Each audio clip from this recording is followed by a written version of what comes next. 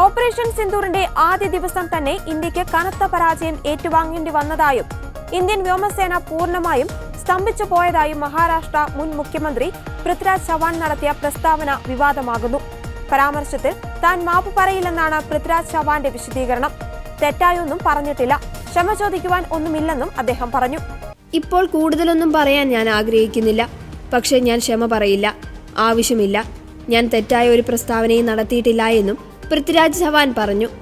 മഹാരാഷ്ട്ര നിയമസഭാ തെരഞ്ഞെടുപ്പിൽ BJP നയിക്കുന്ന മഹായുതി സഖ്യം നേടിയ വൻ വിജയത്തിന് പിന്നിൽ വോട്ടിംഗ് യന്ത്രങ്ങളിൽ നടത്തിയ കൃത്രിമമായ അട്ടിമറിയാണെന്ന ആരോപണവുമായാണ് ചവാൻ രംഗത്തെത്തിയത്.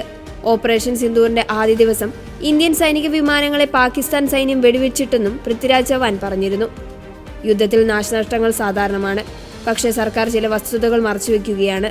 സത്യം പുറത്തുവരുന്നത് സർക്കാർ തടയുകയാണെന്നും പൃഥ്വിരാജ് പറഞ്ഞിരുന്നു.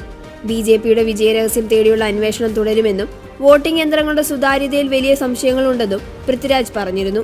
പൃഥ്വിരാജിന്റെ പരാമർശത്തിനെതിരെ BJP ശക്തമായ പ്രതിഷേധമാണ് ഉയർത്തുന്നത്.